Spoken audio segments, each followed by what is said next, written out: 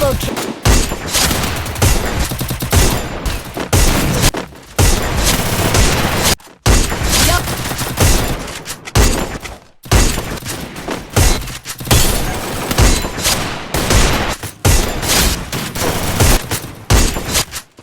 তো গাইস তোমরা যারা ঠিক এরকম ভাবে ডেজার্ট উডপিকার এসবিডি এসিটি এইসব গান দিয়ে একদম ইজিলি ওয়ান ট্যাপ হেডশট মারতে চাও, তাদের জন্যই আজকের এই ভিডিওটা। আজকের এই ভিডিওতে যা যা থাকছে সেটা আমি তোমাদের সংক্ষেপে বলে দেই। এই ভিডিওতে থাকছে ওয়ান ট্যাপ দেওয়ার জন্য ড্রাগ টেকনিক, সেন্সিটিভিটি সেটিংস, এবং তোমরা কিছু ভুল করে থাকো যে ভুলগুলোর কারণে ওয়ান ট্যাপ দিতে পারো না, সেই ভুলগুলো আমি দেখিয়ে দিব। সো গাইস তোমরা ভিডিওটা একটু মিস করবে না, ভিডিওটা প্রথম থেকে শেষ পর্যন্ত দেখবা, না হয় কিন্তু কিছুই বুঝতে পারবা না। তো তোমরা যারা অ্যাকশন ভিডিও চ্যানেলে নতুন আছো চ্যানেলটাকে সাবস্ক্রাইব করে দিবা, আর যারা আগে থেকে সাবস্ক্রাইব করে রেখেছো তাদেরকে অসংখ্য ধন্যবাদ আমার চ্যানেলটা সাবস্ক্রাইব করার জন্য। তো চলো আর দেরি না করে সবকিছু তোমাদের স্টেপ বাই স্টেপ বুঝিয়ে দিই। গাইস আমি সর্বপ্রথমে তোমরা যে ভুলগুলো করে থাকো সেই ভুলগুলো দিয়ে শুরু করব। গাইস তোমরা লক্ষ্য করো, অনেকে আছে যারা তাদের ফায়ার বাটনটাকে একেবারে উপরের দিকে নিয়ে যায়, আবার অনেকে আছে যারা তাদের ফায়ার বাটনটাকে একেবারে নিচের সাইডে নিয়ে আসে, আবার অনেকে আছে একবারে এই সাইডে নিয়ে আসে, আসার পর এইখানে রেখে দেয়। আসলে গাইস এই ভুলগুলো করলে তোমাদের কোনো মতেই ওয়ান ট্যাপ হেডশট লাগবে না, কারণ এই জায়গাগুলির মধ্যে যদি তোমাদের ফায়ার বাটনটাকে রাখো তাহলে তোমাদের ড্রাগটা কোনো মতেই পারফেক্ট ভাবে হবে না, ফলে তোমরা কোনো মতেই পারফেক্ট ভাবে ওয়ান ট্যাপ দিতে পারবা না। গাইস এখানে তোমরা অনেকেই আরেকটা ভুল করে থাকো, যেই ভুলটা হলো তোমরা অনেকে আছো যারা তোমাদের ফায়ার বাটনটাকে একেবারেই ছোট করে ফেলো, আবার অনেকে আছো যারা তোমাদের ফায়ার বাটনটাকে একেবারেই বড় করে ফেলো। তো তোমরা এই ভুলগুলো একেবারেই করতে পারবা না। অনেক সময় দেখা গেল তোমরা ড্রাগ দেওয়ার সময় তোমাদের ফায়ার বাটনের চাপেই পড়ে না, আবার তোমাদের ফায়ার বাটনটা বেশি বড় করে ফেললে কি হবে, যখন তোমরা অন ট্যাপ দেওয়ার জন্য ড্রাগ দিবা তখন তোমাদের এমটা এনিমির গায়ে একেবারেই আটকে যাবে, তোমরা কোনো মতে ড্রাগ দিয়ে অন ট্যাপ দিতে পারবা না, সব বডি শট লাগবে। এখন আমি তোমাদের বলে দিচ্ছি তোমাদের ফায়ার বাটনটাকে কিরকম সাইজ রাখবা। গাইস তোমরা কি করবা, তোমাদের ফিঙ্গারের সাইজে ফায়ার বাটনটাকে রেখে দিবা। তোমরা তোমাদের ফায়ার বাটনটাকে এমন সাইজে রাখবা যেমন সাইজে রাখলে তোমাদের আঙুলটা ফায়ার বাটনের উপর একবারে পারফেক্ট ভাবে বসবে। আর তোমাদের ফায়ার বাটনটাকে কোন জায়গায় রাখবা সেটা আমি তোমাদের বলে দিচ্ছি। গাইস আমাকে লক্ষ্য করো, আমার ফায়ার বাটনটা যেই জায়গায় রাখছি তোমরাও তোমাদের ফায়ার বাটনটাকে ঠিক এই জায়গায় রাখবা। আর রাখার সময় তোমরা লক্ষ্য রাখবা তোমাদের ফায়ার বাটনের উপরে কোনো কিছু আছে নাকি, যদি থাকে তাহলে তোমরা উপর থেকে এইগুলোকে সরিয়ে নিবা। অনেকে আছে যারা গান সুইচ করার এটাকে এনে ফায়ার বাটনের উপরে রেখে দেয়, আসলে এরকম করা যাবে না, তোমাদের ফায়ার বাটনের উপরের সাইডটা একেবারে ক্লিয়ার রাখতে হবে। গাইস আমি আশা করি তোমাদের ভালোভাবে বুঝাতে পেরেছি। গাইস এবার চলো আমি তোমাদের ড্রাগ টেকনিক গুলো বলে দেই। সো ওয়ান ট্যাপ হেডশট মারতে হলে তোমাদের সর্বপ্রথমে ড্রাগ টেকনিকটা শিখতে হবে, আর ড্রাগ দিয়ে হেডশট দেওয়ার জন্য তোমাদের সর্বপ্রথমে তোমাদের সেন্সিটিভিটি সেটিংসটা পারফেক্ট ভাবে রাখতে হবে। তো চলো তোমাদের সেন্সিটিভিটি সেটিংসটা কিরকম রাখবা সেটা দেখিয়ে দিই। তো তোমরা অনেকেই অনেক কোম্পানির ফোন ইউজ করে থাকো, এক এক কোম্পানির ফোন এক এক রকম পারফরমেন্স দেয় ফ্রি ফায়ার খেলার সময়। আমি যা বলতে চাচ্ছি সেটা হলো তোমরা তোমাদের নিজেদের সেন্সিটিভিটি সেটিংসটা নিজেদের কি করতে হবে, কিভাবে করবা সেটা বলে দিচ্ছি। তোমরা কি করবা, কাস্টমে অথবা ট্রেনিং গ্রাউন্ডে চলে যাবা, যাওয়ার পর তোমরা তোমাদের জেনারেলটা আর রেড ডটটাকে জিরো করে নিবা, আর বাকি যা আছে সেগুলো ফ্যাক্টর না। এবার তোমরা কি করবা, একটু একটু করে বাড়াতে থাকবা আর প্র্যাকটিস করতে থাকবা। গাইস এই প্র্যাকটিসটা করার আগে তোমরা কি করবা, এই ভিডিওতে দেখানো ড্রাগ টেকনিক গুলা তোমরা ভালোভাবে বুঝে নিবা, তাহলে কি হবে তোমাদের সেন্সিটিভিটি সেটিংসটা কোন জায়গায় রাখলে পারফেক্ট হেডশট লাগবে সেটা তোমরা নিজেরাই বের করে নিতে পারবা। আশা করি তোমরা এটাও ভালোভাবে বুঝতে পেরেছো। এবার চলো তোমাদের ড্রাগ টেকনিক গুলো শিখিয়ে দিই। তো সর্বপ্রথমে তোমাদের দুইটা জিনিস ভালোভাবে মাথায় রাখতে হবে, সেটা হলো শর্ট রেঞ্জ থেকে কিভাবে ড্রাগ করতে হবে এবং লং রেঞ্জ থেকে কিভাবে ড্রাগ করতে হবে। এই দুইটা বিষয় যদি মাথায় রাখতে পারো তাহলে তোমরা ইজিলি ওয়ান ট্যাপ হেডশট মারতে পারবা। গাইস এখানে লক্ষ্য করো, তোমরা যদি লং রেঞ্জ থেকে ওয়ান ট্যাপ হেডশট মারতে চাও তাহলে তোমাদের এমটাকে ঠিক এইরকম ভাবে রেড করতে হবে এবং এনিমির বুকের উপর অথবা আমার মতো এরকম সাইডে রাখতে হবে। রাখার পর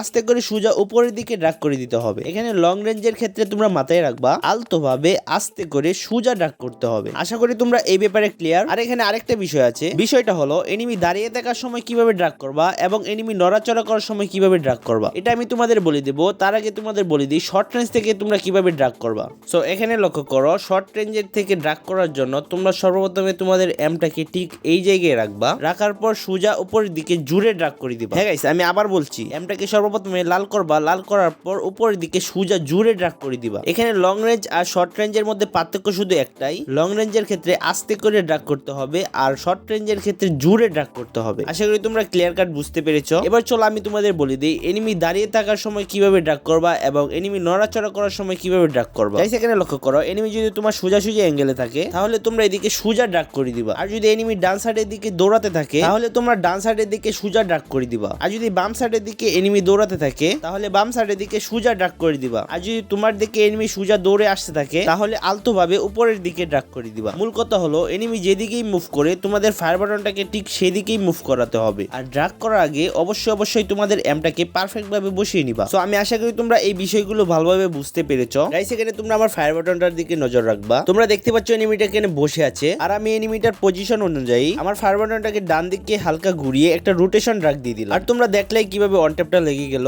এবার এর সামনেই দেখতে পাচ্ছ আরেকটা এনিমিটা যখনই আমাকে ফায়ার করতে যাবে তখনই আমার সোজাসুজি হয়ে পড়ে, আর আমি আস্তে করে উপরের দিকে একটা ড্রাগ করে দিলাম। আর তোমরা দেখতে পারলা ওপি লেভেলে একটা ওয়ান ট্যাপ লেগে গেল। এবার এখানে দেখতে পাচ্ছ হুকুং সে যে আমার কাছে একটা এনিমি চলে আসলো। এবার আমি অপেক্ষায় আছি সে কোন সময় হুকুং থেকে বের হয়ে আমাকে একটা ফায়ার করবে। আর যখনই আমাকে একটা ফায়ার করলো সে আমার সোজাসুজি হয়ে গেছে। আর যেহেতু এনিমিটি একটু শর্ট রেঞ্জে তাই আমি একটু জোরে উপরের দিকে ড্রাগ করে দিলাম। আর এখানে দেখতে পাচ্ছ ওপি লেভেলে একটা ওয়ান শট লেগে গেল। এবার তার পাশেই দেখতে পাচ্ছ আরেকটা এনিমিটা লং রেঞ্জে হালকা ডান দিকে দৌড়ে যাচ্ছে। আর যেহেতু লং রেঞ্জে তাই আমি একটু হালকা ডান দিকে আস্তে করে ড্রাগ দিয়ে দিলাম। আর দেখতে পাচ্ছ ইজিলি ওয়ান ট্যাপ লেগে গেল। এখানে দেখতে পাচ্ছ যখনই এনিমিটা গ্লোয়ালের কভার থেকে আমার সোজাসুজি বের হলো আমি কি করলাম আমার এমটাকে পারফেক্ট ভাবে কানেক্ট করে সোজা উপরের দিকে ড্রাগ করে দিলাম। আর এখানে দেখতে পাচ্ছ ওয়ান ট্যাপটা লেগে গেল। তোমরা শুধু আমার ফায়ার বাটনটা আর রেড ডটটার দিকে নজর রাখবা। আমি এই গেমটা আবারও প্লে করে দিচ্ছি।